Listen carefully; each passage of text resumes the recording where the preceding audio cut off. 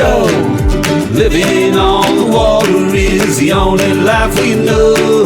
Yo, ho, ho, ho. It's time for the Bodie Show. What have you done that was Bodie this week? Well, that's a good question. I would say I worried about my boats. That's Bodie. I know, isn't it? That's what I was thinking. And I was like, wow, you know it's really actually about to happen when you start worrying. Uncharacteristic as well. Usually you have, live and let live. Yeah, sort of a laissez-faire, a sort of a take it as it comes kind of approach to seeing what the beginning of the season holds. Just your boats in general, right? Right. Or well, basically like, I wonder about my boats. Let's just put them in the water and see what happens. I'm so worried about my boats, but we'll just put them in and see what happens. Right. That is well, which it may very well be what is also happening this year. But this would be the brief period where I'm worrying about them before putting them in the water. Do you have specific worries, or are these diffuse, like? Well, just honestly, yeah, it's a good question. So I think I don't know that I have worries. I have some moments where I'm like, what did I do or not do with the bilge pumps in the houseboat again? I can't remember. What was I supposed to do? I don't know. Like, I've had that kind of reaction. And then I've also had like I haven't changed the oils. I'm saying oils plural because you told me there's more than one. And I haven't done that in a couple of years, and I probably should. And then also we had a sparking battery situation at the end of last year so I know there's some stuff that does need to be addressed. I'm pretty sure I shouldn't just throw the boat in without a battery. You're right. You shouldn't. You can. It's a thing you could do. And then just row it around. Yeah. Okay, so there's that. We did remove your sparking battery. Yeah, we did. Right. It's definitely in your driveway. Yeah. So away from any flammable structures.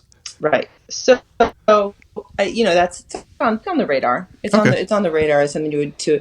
But then I also, a couple weeks ago, before I started worrying, I also had a moment where I was like, you know what? Like, winter's boring. I should like do some nice things to my boats. Like, I should like figure out what art to put in the houseboat, or like I had this like, oh, maybe I could do like fun creative projects to do with my boats. Anyway, needless to say, I did not do those things. So now we've just gone straight to the worry part. You were too busy doing the hygge thing with the candles and the fire and the cats.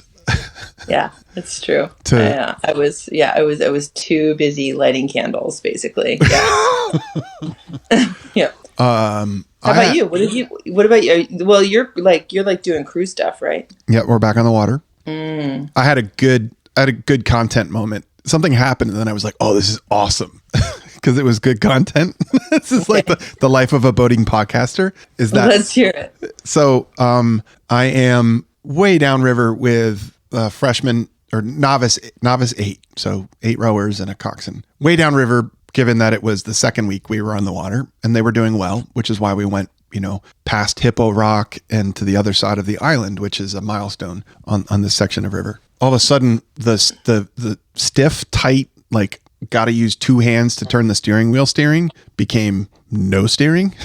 Oh, yeah. And luckily, I figured that out after I had already instructed them to stop, so they weren't rowing away from me. And long story short, it was operator error, and this will be a tip to the Bodie Show listener boating community. Okay. I'll get to the operator error, but long story short, it was operator error. But in between figuring out it was operator error and where I was dead in the water, I had to get like 1.5 miles back upstream. So did you make your rowers like tow you? No, I didn't even think of that, which is interesting.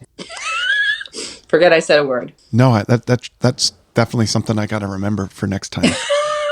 They will hate me forever. Anyway, go ahead. What did you do? These are novice rowers, so they don't know any better. So they just be like, oh, this is probably something you just do. I mean, it's not the worst idea. No. So I hit the coach's group text and said, no steering below the island. And there was somebody on shore, so they were able to monitor their group text. They put out the call, and then another coach came down, and I'm very grateful. The other coach came down, and I had by that point figured out that I wasn't going to regain steering at that point on the water. Like I wasn't like going to fix it. So I unhooked the steering arm. So basically decoupled the outboard motor from the steering cable and the steering wheel, and figured out that I could probably make it back because the outboard, the whole power head, everything was like locked in place. So it wasn't going to like, if I gave it gas, it wasn't going to spin out of control. And so I got it, I like wrestled it to straight. And then I had a rower with me, a novice who was riding along because there was basically there weren't enough seats that day. And I taught her how to use the throttle. And then she worked the throttle up in the front of the boat while I like wrestled the outboard back and forth to like make minor steering corrections. And then once I had it like going in a decent enough line and needed to make adjustments, I had a paddle and I would drag that on one side or the other to like skid steer the thing. Sure. And we managed to actually make it back without too much trouble. And we didn't get up and dock. Ha ha. Amazing. That's impressive. Congratulations. You should give yourself a round of applause. Thank you. Oh, let's see here. And my partner in this whole mess was awesome. She took instruction on how to operate the throttle very well. And then I guess I'd probably been paying attention to all of the discussion about how to teach somebody how to drive a boat over the last few weeks. And I did very well with that. And then she did very well with the, into gear, a little bit of throttle, a little bit more throttle, less throttle, out of gear as we like wound our way back up to the boathouse and the dock. So again, a long story short, before I mentioned that it was operator error. So turns out on Mercury 20 horsepower outboards of this vintage, there is a little lever which you can use to lock the outboard in one position. Wow. Never heard of that before. And my guess is, don't know this, haven't done any research, is that it's because this motor, this 20 horsepower motor, could also come with a tiller where there's like an arm sticking off the front of the thing and there's a twisty throttle. It also comes with a tiller. And sometimes with a tiller steer boat, you want to, lock it in place for slow speed while you're trolling or something like that. So somehow this boat, and I'll own it. Like I might have bumped it. I don't know what, but this boat had, for about a week and a half, its reputation had been, it's too hard to steer. Can I take the other launch? And so, I hadn't been out in this particular one, but that day I was like, yeah, I'll take it. Whatever. How hard can it be? Turns out really hard. Very hard. And then I got back and I'm like, when I got some grease and I got some other stuff and I'm like climbing around looking under the steering wheel. I'm like, wait a minute. And not even wait a minute, but I'm like staring at the outboard trying to find the grease fittings. You're going to like the name of grease fittings. Ready? I already like it, to be honest. Go ahead. They're called Zerk fittings. Okay. Zerk, Zerk. Bizarre. Sounds like a different language. I was trying to find the Zerk fittings on the motor mount. Okay. And wait, just give me a second. I'm trying to. What's the motor mount? So the thing, the grippy. Is it like clampy things that go on the transom? Yes. Is that it? That's it. Okay. Yes. And so if you were looking for grease fittings, Zerk fittings on the motor mount, then your idea was that those clamps had somehow needed help being liberated from the back and forth of the engine. The clampy thing, the clamp that attaches the whole outboard to the transom. Yeah. Either with like tighten it up with your hand clamps or with bolts. This one's bolted on. Anyway, the actual outboard, like the lower unit, the upper unit, so the engine and then the drive shaft down to the gear case where the propeller is, all that stuff, that whole thing rotates in a cylinder, like a sleeve. So that connects the motor to the motor mount. So I was looking for Zerk fittings under the assumption that somehow, because this thing gets hard use, it gets serviced, but like kind of that hinge, that rotating pivot point that was the problem. Yep. Had lacked grease. So I was looking for the Zerk fittings and having a hard time finding them. And while peering around that vicinity, I saw this little lever thing. And I loosened it up and then it turned perfectly. Well, thank you for sharing that knowledge with the rest of us. Can you tell us where it is? It is under all of the front of the outboard motor, there's cables and steering gear all sort of like coming out of it. It was under all that junk. Okay. It was down pretty low toward the mechanical connection between the boat or the motor and the motor mount. So, well, I feel like that could come in handy someday. It could. And I'm glad that I figured that out because these motors get like pulled up, they get tilted up and tilted down manually all the time. And people are always like fussing around with there's like some levers and latches under there. And God knows, how this thing got bumped, or maybe somebody thought it was the release. And so they tightened it instead of recognizing that it was the friction setting for the steering mode. What happens when you go and do things on boats. Yeah. That's what happens. You gotta look out. Right. I feel like the only lever I know about is the one that takes the cowling off my engine. And yeah, you know all about that. Even then, I still have a hard time finding that one. It's still a process, but I do know it's there, and I'm proud of the fact that I know the word cowling. So, and so now I know about a whole nother possible lever situation. Yeah, you also know the word zerk. Yes, and grease fittings, which is delightful. A zerk is a type of grease fitting. I believe you. Could you please now name several other types of grease fittings? On demand. No, I can't. All right, well, that's fine. I'll just live with that. The knowledge that there are such things as grease fittings, and one of them is a zerk. It is. It's the only standard grease fitting that I know of. There may be others, but it's the only one that I've encountered. I have not encountered any other type of grease fitting. Well, it's just to summarize, you were in a boat, and then there was no steering, and then you got home anyway, which is that's a great boat story. I mean, I have been in that position myself when we lost steering on the Bardic when we were at the head of Wolf Island once. In this case, it was a steering cable that was snapped, so there was lots of engine hugging on the way home. Yeah, there you go. I was hugging the engine. This was engine hugging. Yeah, I mean, it was just you having a moment with your engine. It's all good. I mean, I don't know. I don't want to do it. But is that just for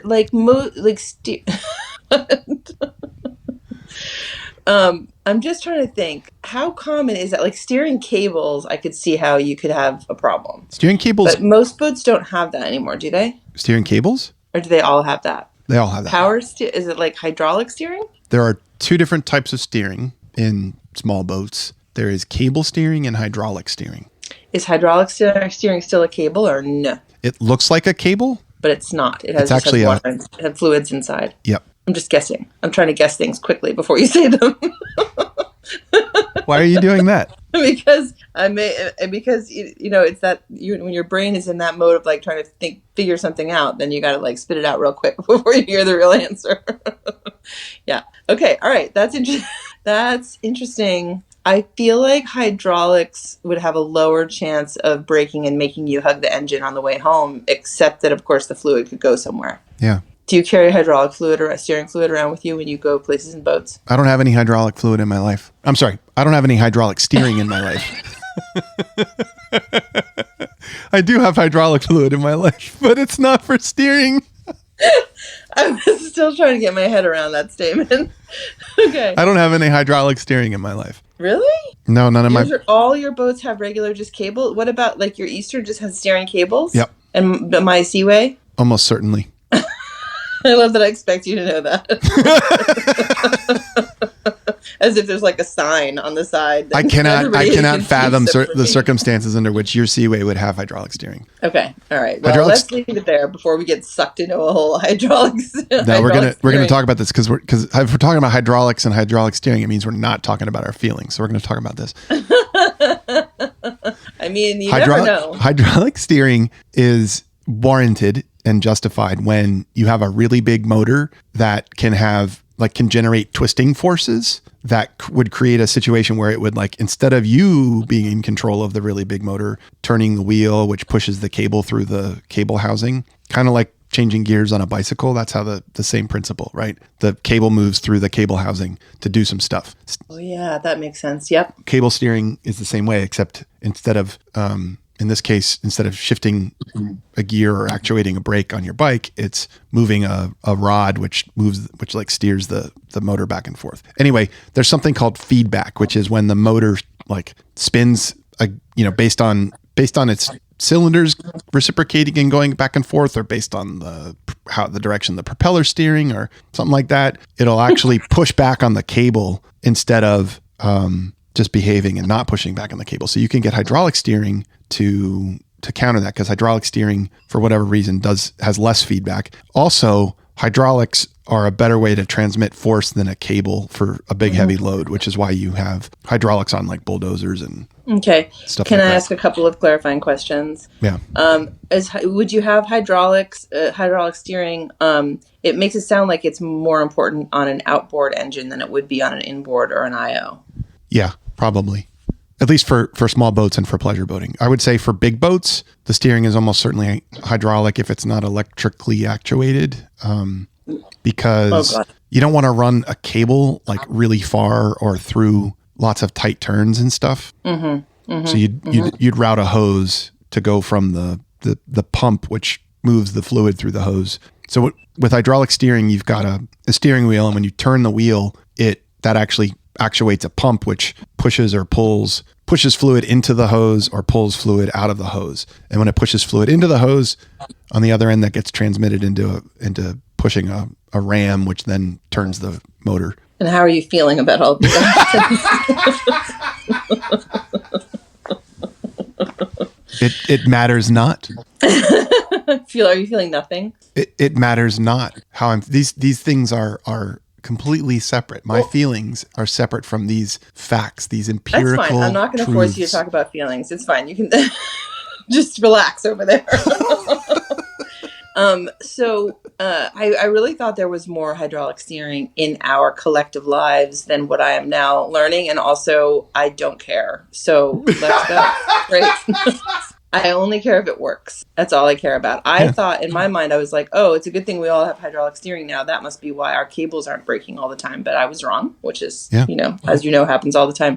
So I guess we all just run the risk of having to hug the engine. I hope I don't have to do that on the houseboat because that would be hard. I guess I would just drop the anchor. That would be the way to go. Just thinking it through. it's preseason worry time. So the houseboat may have hydraulic steering on it because the wheel is almost a full houseboat away from the motor. Tis. In a recent episode, you actually talked about the length of a boat in feet and the length of the houseboat in feet, which led me to believe that you know how long the houseboat is. I think it's 36 feet long. Yeah. But I have forgotten to use it as a unit of measure. Like when we talked about that 111 foot tugboat with the fancy interior, I should have obviously been talking about how it was 3.5 houseboats long. So anyway, that's just it. That's what happens. It was winter. I wasn't thinking properly, and now I stand corrected. So not corrected. We're coming into you just stand. We're coming into season. That's all it is. We're coming into season. I would say there's almost a bit of fervor here. Oh God.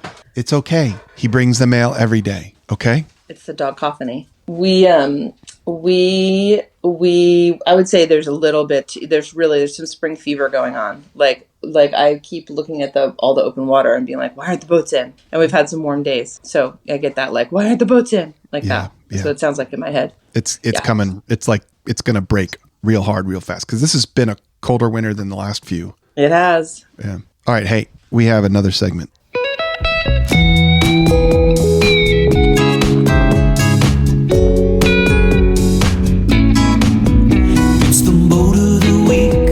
Stable and sleek. Check out that vessel, baby, isn't she sweet? It's the boat of the week, boat of the week. Ooh, how I love me the boat of the week. Da da da da da da. Hey, yeah, let's check out the boat of the week. We have an eclectic melange. We got a bunch of different boats to discuss today. We do. Let's start. Where would you like to start? Let's go biggest to smallest. Okay. All right. So biggest is that the Admiral's Choice from Janelle? Yep. Okay. 1974 Grand Banks, 50 feet, $39,000, which says wood to me, but maybe not. It is wood. Oh, how about that? A perfect live aboard. This is a classic and rugged blue water cruiser with excellent offshore capability and solid construction. Yes, this is an all-wood boat, and there is a bit of wood rot and all above the waterline. The hull below is in very good shape and painted just 1.5 years ago. That's a very wooden boat ad thing. It's like, yeah, I know, it's wood. Yeah, I know. I got the same vibe when I read that too. It was a very yes and moment. Yeah. So here we go. I'm going to read. There's a lot of stuff here I could read, Yeah. especially things like it was repowered in 94 with twin Caterpillar 3116s, well maintained and lovingly cared for. This guy comes back again here. Well maintained and lovingly cared for, but is showing wear and tear and wood rot, which is why it's not going for $250,000. I know. What do you It's so expect, fast- people? It's so fast and aggressive. I love it. I really like this one. The master stateroom is generous in size, featuring a centerline queen bed, 2 settees. And that was one of the reasons that she suggested it, remember? Is because I was complaining that the bed wasn't big enough in the last one. Yeah. Queen. Yeah, So that's- queen, not full. That's good. Yeah, better. Not all the way there, but better. Not Cal King. Like I'm sure is on that tugboat from last week. Exactly. But in this master stateroom, 2 settees. So there's like a centerline queen bed, but then a settee is boaty for, like padded bench / bunk. Large hanging lockers and abundant storage throughout. I'm looking for more impressive aggressive. Oh, this is an all wood vessel with very strong bones. It's in Jersey. Okay. Yeah. Why do you like this? So I'm comparing it to some of the other ones. I mean, I would need to get the fabrics in it. I don't love, but I actually like the look of the interior better. It looks like, it's hard for me to explain, but it's like, it just doesn't look as dated to me, except, for the fabrics, but like, it's just, it looks very classy and classic and very boaty. I'm not doing a good job. It's got, you know what it's got a lot more of than What? the Happy Hippie, that Ranger. It's got a lot more light.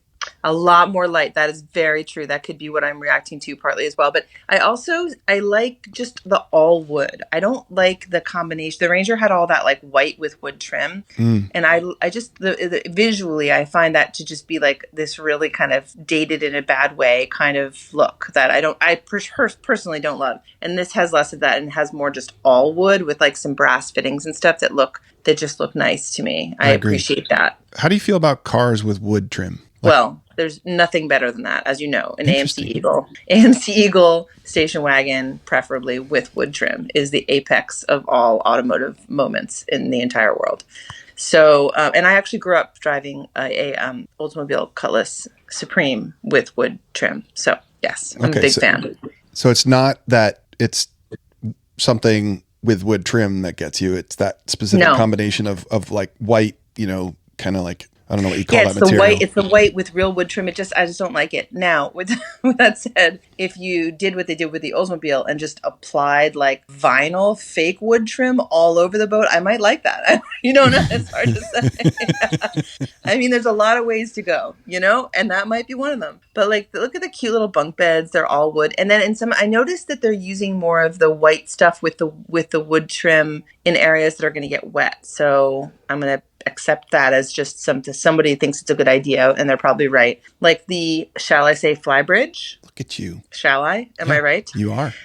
So that is all like with the white with the wood trim, and I don't mind it. Like, I'm not upset about it. It has kind of a hammered. Do they talk about how it has a tender, right? It has like a little rigid inflatable situation. Yeah. It's a little bit hammered, but that's okay. No shade. Actually, it doesn't look. Just looks dirty, which, me, I loved a good dirty boat. So, and then you made some comment about these overhang, like the covered walkways on the sides of the boat, which is very lavish. It's like super. No, I really. Imagine being able to walk down the side of your boat without getting wet. I like that a lot. Yeah. It's got side decks that you can walk along, so you're not sort of like bouldering in rock climbing terms across the side of the boat, hanging on to a rail up top and making sure your toes are hooked onto something down below, which I actually like to do a lot. It's something fun that makes me feel like a kid again. Doesn't that make the boat like list to one side though? Typically you're not doing that on a boat that's big enough to list just from the body weight. And also that's a functional activity that would be causing the listing as opposed to grabbing a beer. Okay. As opposed to grabbing a beer or just like sitting your ballast over on one side for no good reason, because you're insensitive and unaware of the inefficiencies that everybody has chimed in and validated. Wow. I mean, it's amazing how ineffective my love boat comment was in the big picture. But I'm glad to know. I'm glad to have distinction on the fact that as long as it's functional, it's okay. Yeah. And also, it makes sense that if it's happening on bigger boats, they're not going to go side to side. I was thinking about that, about how in the future maybe you could just ride with me on the houseboat, because it's less likely that that's going to be off to one side.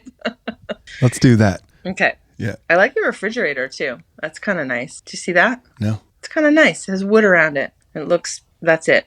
All right. It's a big boat with a lot of pictures, so we don't want to spend all day on this though. But Okay. Nice. I also like that Janelle pointed out that it would give you something to work on while everybody else was happily floating. Yeah, that's It true. would plenty of wood. There are plenty of wood problems that you could take care of. Yeah, but not that many. I mean, geez, there's not that It's many. fine. It's fine. There's not that many problems, and it's not going for $250,000. So what do you Right. want? That's right. I mean, really, it's a lot of Yeah. yes, it's a lot of reassurance, if you will. Okay, what's next? Next is, well, let's do our 2 drive-by boat of the week submissions. Oh, the drive-by boat of the weeks. Okay. Mine's almost a throwaway.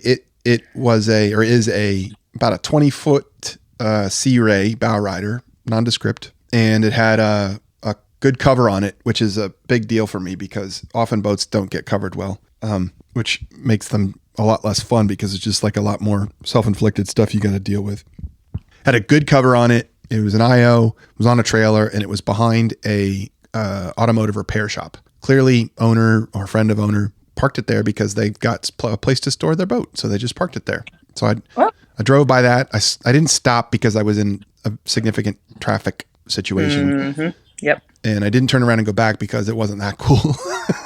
But I did drive by a boat of the week submission, and I did see that it was a Sea Ray bow rider, about 20 feet on a trailer under a good cover, in the middle. Did you like it? Did you? I mean, I can't look at it, so I can't tell you if it's hot or not. But did you like it? Like, did you want to add it to your fleet? No, I didn't want to add it to my fleet, but I had a significant appreciation for the fact that it was clearly a boat that gets used by somebody who, doesn't have a waterfront house that I know of. I mean, and yeah, I know what you mean. It's a trailerable good time boat, and they have it parked behind their place of business. And I just sort of liked I like the vibe of that. It's like, yeah, let's go boating. Let's get a boat. We got a place to park it. So let's go. All right. Yeah. Okay. And so should we talk about my drive-by boat of the week? Yep.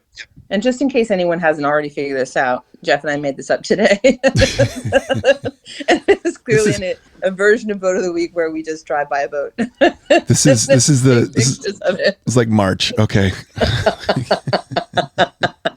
But this particular boat, I will say, I drive by every day. And I actually thought it was a Grady White because some old Grady Whites have like that lap strike situation on the outside, right? Yeah. You know what I'm talking about? But it's not a Grady White. I don't know what it is, but I really think it's a strong, it seems to be called a Sparco, which is a really weird name. But it's got a little tiny logo on the side. It's really just a hull. I don't know if it's a boat. I think you could get from point A to point B, but you may have to paddle. You certainly, well, I mean, in its current state, you would certainly have to paddle. It does not have an engine? No. Is this a question? I can't tell. I also, I do really like the shape of it for some reason. I don't know why. The hull kind of speaks to me. It's like fat, ish, like in the front. It's got some flair. And also like very blocky. Yeah. And it has a nice green stripe above the gunnel, maybe. Yep. But it's above the rub rail.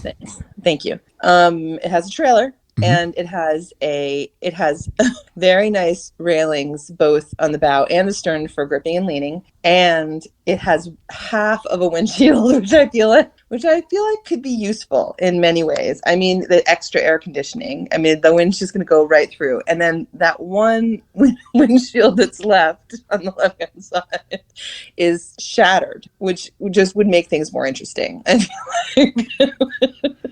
I like this. I like this. Talk to me. It's also an early bow rider, so early that they hadn't figured out how to do the thing where you can walk from behind the windshield Oh, yeah, good point. up front into the bow. There's just like a well. There's no bow deck in front of the windshield. It's open. It looks like you may or may not be able to sit down up there, but there's no way. There's no like step through between the two sections of windshield, which is typical of later bow riders. Right. So in order to get in and out of this bow, you're doing it from the dock. Or over the windshield, which could explain what happened to the windshield in the first place. That's exactly. Somebody needed to get up front and they went over the windshield, but it broke.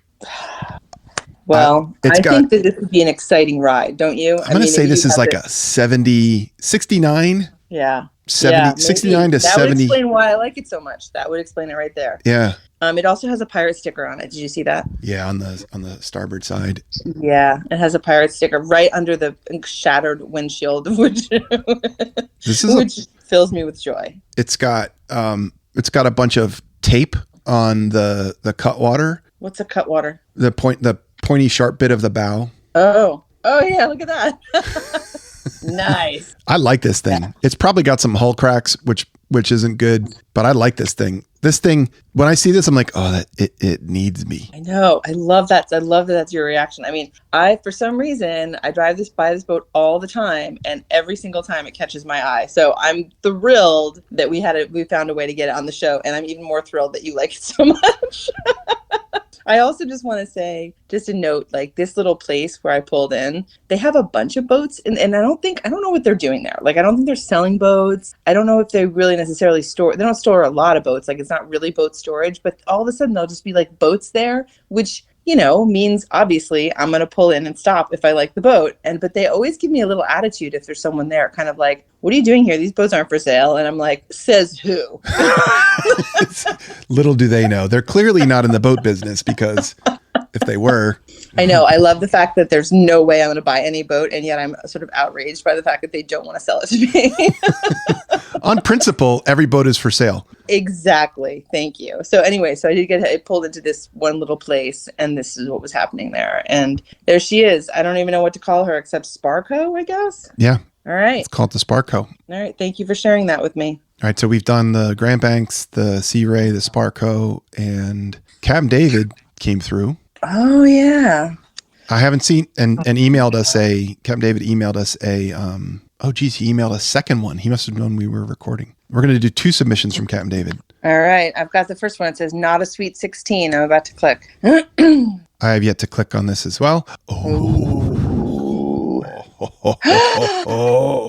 What? It's a Donzi. 1968 Donzi 16-foot speedboat. Oh my. Hello. Okay. Is there only one picture? I'm very upset. Oh no, there's more. I found them. Okay. All right. Do you want to read it? Yeah. This 16-foot 1968 Donzi speedboat was purchased by its current owner in 1978 and subsequently modified and repowered with a 6.2-liter Chevy V8. A mahogany deck was fitted in the 1970s, and the hull has been finished in orange and white with a 2-tone blue boot stripe. Whoa, that's a lot of different colors. It features custom power-operated engine cover along with a Volva, Volva,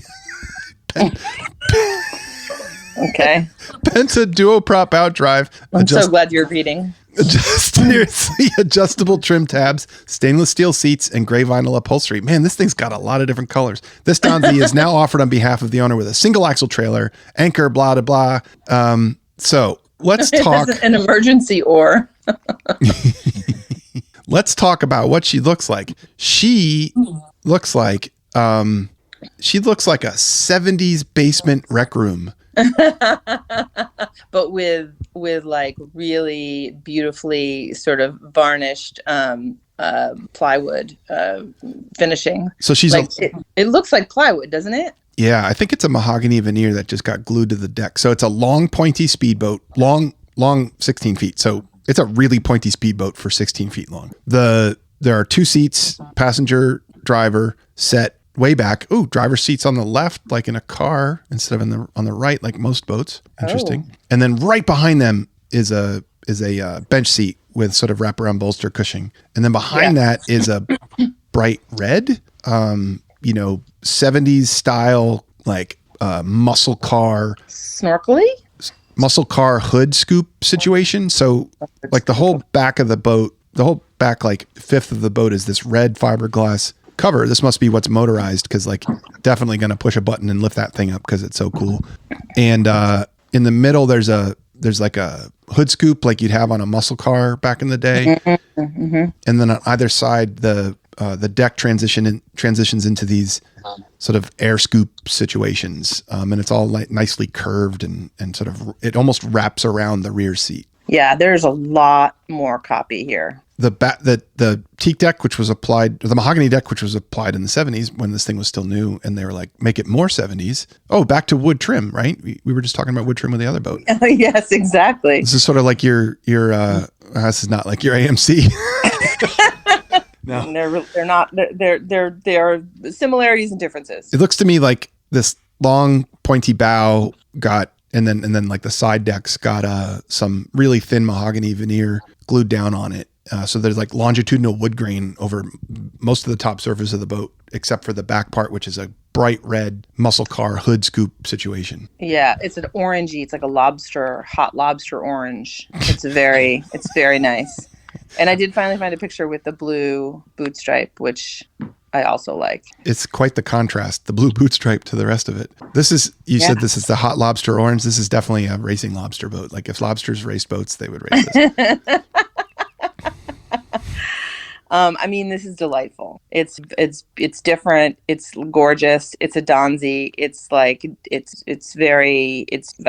don't see a thing wrong with it except those hammered bucket seats, which I don't love, but, that's minimal given the age.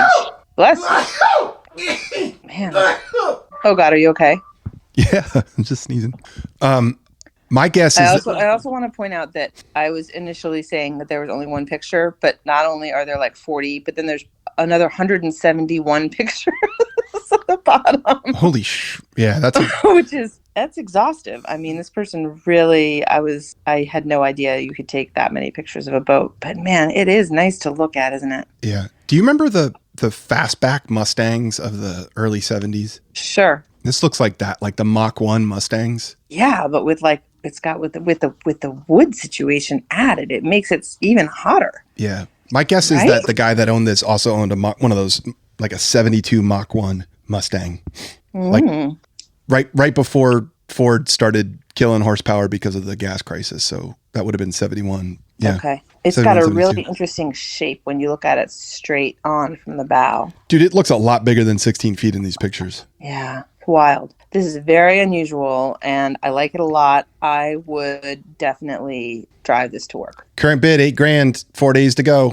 Oh, well, in that case, I don't know. Look at it. How fast do you think it goes? Also, how much chop action could it handle? I don't think you'd care because you'd be so full of because you'd look so good. I'd be more like so full of adrenaline. Because you're in a 16-foot like rocket, 16 feet with a 6.2 liter. So this is the you know what? The comments are good too. This boat being offered is very unique. The Donzi Ski Sporter was made available to the public in '64. Designed by Don Arno. Yeah. It's called a BAT. Bring a Trailer is that's that's what it's referring to. Bring a Trailer is the site. Yeah, got it. Yeah. There's so much engine detail in the comments. I know. I know. It's so funny. Can I read some? Yes. Of course. Circa 1970 Chevrolet 400 cubic inch 4-bolt main cat block board 30 over for finished bore of 4.155. Ford steel circa 70s Chevy 3.5 stroke crankshaft standard size main journals 2.45 inch diameter GM factory high performance pink rods Magnaflux and shot peened sized 1,000 Thunder journals new GM magged. New GM mag, can't even. Rod bolts torque to 006 stretch 52 foot-pounds side clearance 024 026 TRW Powerforge off-road only 10-to-1 pistons floating taper wall pins dual retaining circle. Oh, this is great. I don't know what. This is a massive level of geekery. Clevite 77 bearings on crank and rods. Urson flat tappet camshaft intake valve lift 518 lift exhaust 494 lift with 0 lash 110 degree lobe centers 240 degrees duration 050 at 050 installed 3 degrees advanced. I'm gonna stop. Even you might not be home. I'm going to watch the video real quick. Do it. I'm doing it. It's got a Neovane cam-driven marine water pump. It's got NGK projected nose spark plugs. The entire reciprocating assembly is electronically balanced on Stuart Warner Pro Bow. This is definitely a car guy's boat.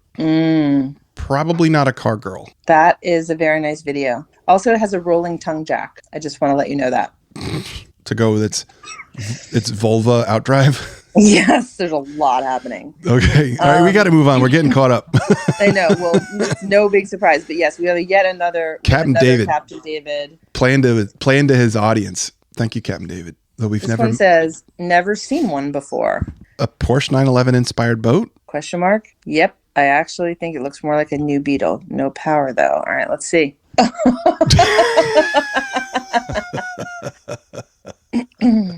Wow. 1995 Craigcraft 168 Boss Porsche boat. Porsche boat. Is that a thing? No. Okay. Well, I mean, it was briefly. Oh man. All right. So for those that can't see this, it looks like somebody either did or tried to glue the top third of a later model of a like late 80s, early 90s Porsche 911 onto a boat hull. So you've got it looks like a frog, really is what it looks like. But it doesn't I mean it couldn't have really been, that can't really be true, right? These two pieces obviously needed to match perfectly, right? So it was made like this is what I'm trying to say, right?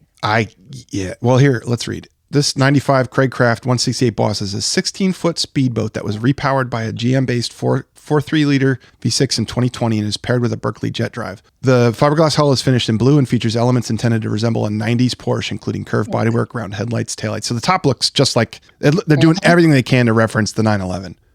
Not just reference, to copy and apply glue to the top of a boat.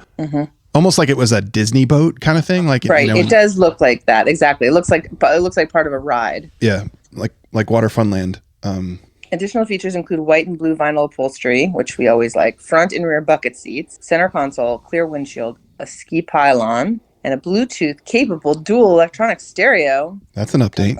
Contrast. The Craigcraft 168 was purchased by the selling dealer in 2025. Now offered the single-axle trailer, a blue boat cover, a clean Florida title, etc., etc. Clean Florida title and Florida registration for the trailer. That says sketchy to me. Okay. Well, you think it was in a flood or a hurricane or something? Yeah, like Florida doesn't require. Well, I shouldn't bag on Florida, but I'm gonna. My understanding is that, and listener, if you're a listener who knows better, please correct me. But my understanding is that Florida doesn't require much in the way of evidence that a boat was not salvaged from being flooded. Yeah, I remember we talked about this a while ago. I might be getting this confused with cars. Anyway, let's not bag on Florida. I feel like this boat here, I'm going to give you my... I love the color. Yeah, the color's great. I kind of like the interior. I think it's kind of ridiculous. Like, I don't think I would drive it. I think it's a little too silly looking for me, which says a lot. I also think it looks like it would ride terribly. But the Porsche 911 is not my jam. So it would make sense why this isn't a me boat. But I think it's interesting. Yeah. Oh, there's a video. It was built in England. Well, that makes it slightly better.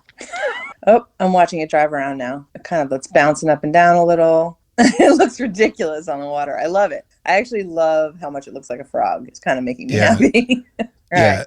I think the challenge when you try and use Porsche design elements is that a lot of what makes a Porsche look awesome is its stance on its tires on the ground. That makes sense. And this thing takes like the top bit, but gives you no. So you've got the bulgy headlights and the swoop, the sort of swooping curves and all that kind of stuff, but it doesn't give you any stance. It just gives you like kind of a vanilla looking boat down low. It just looks like a frog. Sunbringer trailer. Current bid 2,500. 6 days left. I want the other one. Okay. All right. How do we decide? We have some very interesting options. We're all over the map. Do we have more? We do? No, that's it. Do we have more? I was asking. Unless Captain David emailed another one while we were talking. I just want to say that in the very small chance that somebody's listening who's also a fan of Spike's Car Radio, this is the first, which is the car podcast that inspired this podcast. This is the first time that there's been a true crossover element between the two podcasts, because that podcast is, they're Porsche. Porsches are their jam, like big time, right? And so this is a Porsche boat. But it's kind of like a, a Porsche boat in the Disney Lagoon kind of boat. Yeah, something like that. All right, how do we decide? I mean, we're really all over the board here. I'm like veering toward the Grand Banks only because of the passive aggressive voice in the ad. What do you want? Yes, it has rot. It's wood. And this is a very interesting way to make the decision. I like the Grand Banks a lot. I definitely, as long as somebody else is going to work on it, I think it's delightful in so many ways. I'm also a big fan of the Donzi. Interesting. I'm a big fan. And of course, I love my broken ass, like whatever that thing is called. What was it? On the side of the road. Can't even remember what was the name of it anymore. Jayco? I can't remember. Anyway, but I have to say I don't really want to own it. Unlike you, it scares me a little. You don't have. I have want to own it. I have like either a maternal or like a recipe for a really bad relationship impulse with that boat. Like, oh, I want to take care of it, or I can fix it. You're just like full on codependent boat mode. Yes, that's exactly. I can fix it. Only I can fix. That's where I go with that. Yeah. So that's unhealthy, and we're gonna leave that aside. All right. So that one's out just because I'm clearly demonstrating unhealthy behaviors that I'm prone to with boats. Yes.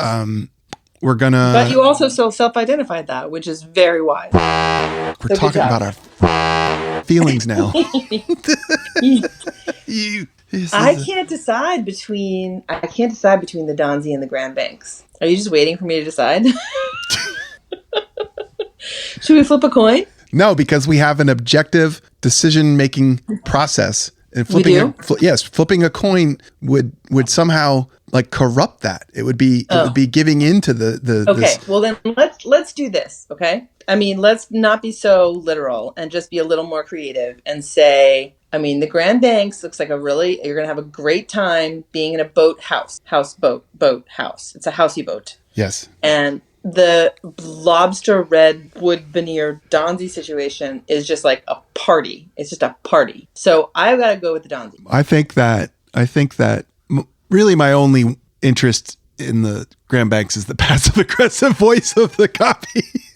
So I think that might be yet another unhealthy reaction on your part. No offense, but so I'm going to say that, ladies and gentlemen, the 68 Donzi 16, not a Sweet 16, which is clearly what it needs to be named, is your boat of the week.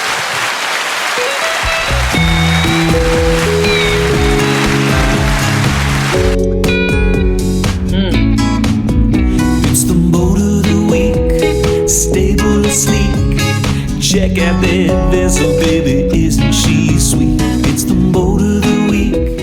All right, and we're going to use you just jam into that music and that boat, which is in California, in Newport Beach, which was like one of the sort of epicenters, vortexes for that genre of music that you love and I don't, called yacht rock. So we're going to use this as a segue to promote the fundraising campaign, the Kickstarter campaign for the Boaty Show album. Yes, ladies and gentlemen, the Boaty Show album could happen with your support. So we created a Kickstarter. It's ready for preview. If you go on Kickstarter.com and search for the Boaty Show or the Boaty Show album, it should come up.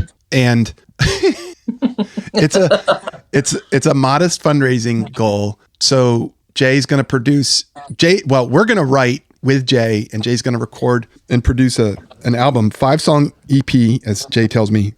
It's not an album, it's an EP, but whatever, it's an album. 5 songs of original yacht rock inspired by the Boaty Show. This fundraising campaign is going to happen, and if we hit the mark of $7,000, we'll be basically funding below market rate the production of the album by Jay in the midst of his very busy touring season when he's actually like paying for his mortgage and whatnot. And if we go over that, we're going to do more songs and hire more musicians. There's some great rewards out there, including you can name a song. You can you get tickets to the next live Bodhi show. You can get a hat, a sweet, sweet Bodhi show hat, which we are getting some pretty good feedback on.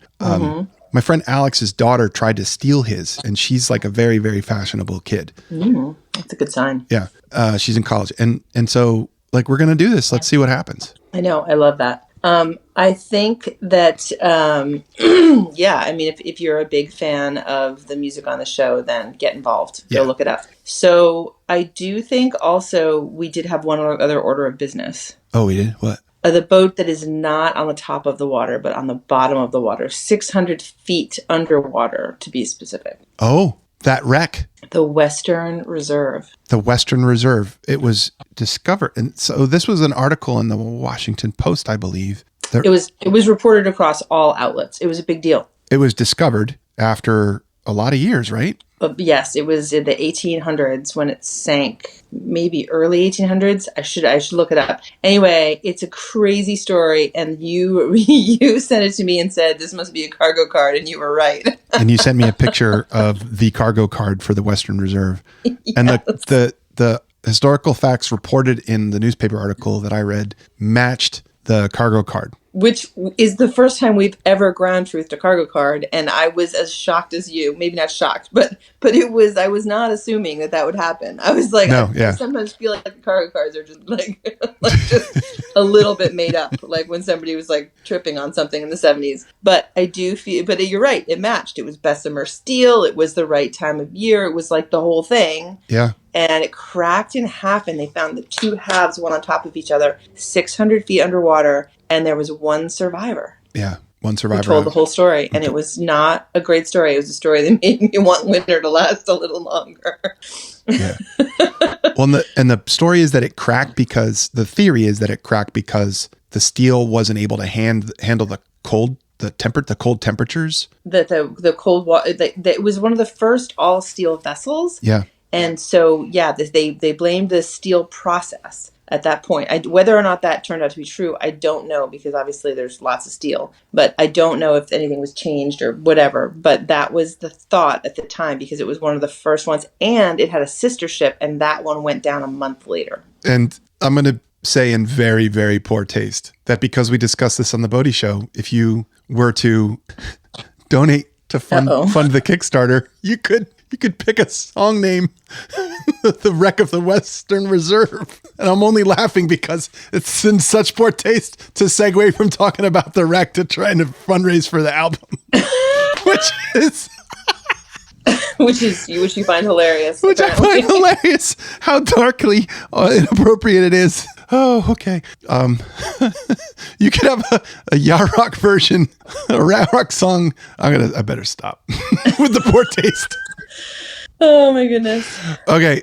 One other thing to announce, like you really interjected that in the midst of trying to wrap the show up and threw me off. I wasn't planning on talking about that. And now I feel like a jerk because I segued from talking about a very serious wreck. Did we have more Kickstarter fundraising to do? No. But rumor has it we're going to do a live show together with Jay from his studio next Monday. Mm-hmm. Yep. So I also heard that rumor. Is it the 24th? Monday the 24th? I will check that while you are Monday the 24th. Monday the 24th, and he's going to announce it it'll be a Facebook Live event, and he's going to announce it. I guess I've been off of social media because I don't like what it does to me. But we don't need to go into that. It's not like it's anything that bad, right? It's not like it turns me close to feelings. Yeah, don't go into that, whatever you do. But look up Jay Nash's Facebook page, and he's going to create a live event for next Monday. I think at 9. That sounds. I don't know if I'm going to be able to stay up that late though. It could be a problem. I know. I did notice that time. Yeah. Like we're going to be asleep. Monday the 24th. We'll be like, okay, it's like, ladies and gentlemen, it's your about the week. It'll be fun. I can't wait. It'll be fun. Okay. We swore to each other we were going to make a 20-minute Bodhi show. How long have we been going? Hour and 4. That's like 20 minutes. But the good news is I don't have a lot of editing to do. I just got to go find those like 3 F-bombs that I dropped. Well, I can see the spring arriving here at the river. So let's giddy up. Let's get those boats in the water. Giddy up. Oh, guess what? I'm psyched. We're skipping the float of the week you sent me. Oh, yeah. Yo ho ho, that's it for the Bodie Show. Pack the cooler, grab the lines, let's go, go, go. Yo ho ho ho ho. That's it for the Bodie Show, Steph. That's it, Jeff. It's almost Good spring. one. It's almost spring. Everybody, don't just worry about your boats. Get excited for your boat. Get excited for your boats. And if your battery was sparking and was a giant fire hazard last fall and you took it out and put it in the driveway away from any flammable structures, go out and get a new battery before you You're need not it. alone. And take that one and trade it in for a new battery. Get your core charge, people. Get your core charge before the season gets here. Stay charged. Stay charged, everybody. We're out.